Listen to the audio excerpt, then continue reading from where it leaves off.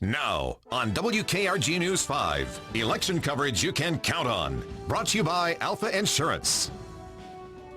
Hello again, everyone. I'm Mel Showers. And I'm Roseanne Haven. All eyes tonight on the race for president. In the current results, Donald Trump has a small lead over Hillary Clinton nationwide. But the race is even closer in Florida. The candidates are only separated by a few 100,000 votes.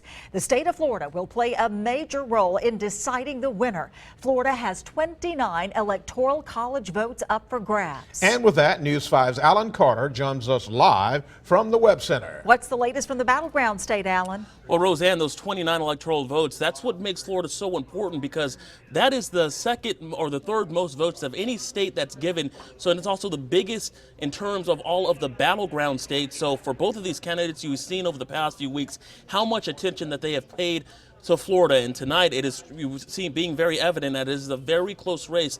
Let's go ahead and take a look at some numbers that I have pulled up on the website here from the screen behind me here. We're talking about a separation, as you said, of about 100,000 votes. These numbers are real-time results that are coming in to the Florida Secretary of State's website. Over 9 million Floridians have come in to cast their votes. Now we're going to go ahead and switch over here to CBS News, and we're going to take a look specifically at how they performed in each of the individual counties. And you can see the panhandle here has been crucial for Donald Trump. He has won just about all of it, and we're going to take a look at Escambia County here, where Trump pulled in 58% of the vote in Escambia, so doing well there as expected, doing even better in Santa Rosa County. And at this point, about 95% of total votes for Florida have been cast.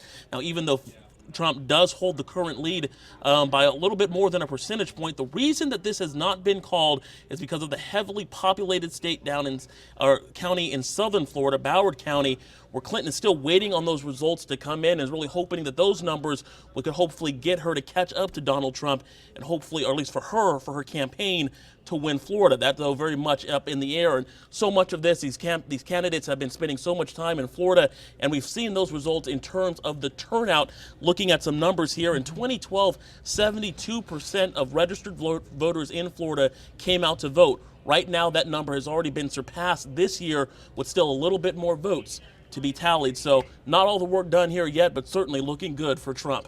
All right. Thank you so much, Alan. And some other high-profile races we're keeping our eye on in the Florida Panhandle. The race for sheriff in Escambia County has been called. David Morgan, a Republican, has been reelected to the position over challenger Rex Burton. Morgan was able to command close to 3/4 of the overall vote. Another election we were monitoring in the Panhandle. Sunday alcohol sales in the city of Milton have been approved. The measure passed by a 3-to-1 margin. Yes wins by a margin of 65% to 35%. And voters in Florida have approved the expansion of medical marijuana with a landslide victory. A majority of 71% saying yes to medical marijuana. A similar measure failed in 2014, but changes were made to that bill that passed this year. And big news for the U.S. Senate. Marco Rubio has won re-election in the state of Florida. Rubio beat out Democrat Patrick Murphy for his second term as a senator in Washington. Another Republican victory in the Senate. Richard Shelby has won his 6th term as U.S. Senator in the state of Alabama with less than 50% of the vote. We can confirm Shelby will take the win over Democratic challenger Ron Crumpton with at least 60% of the vote. No surprise there.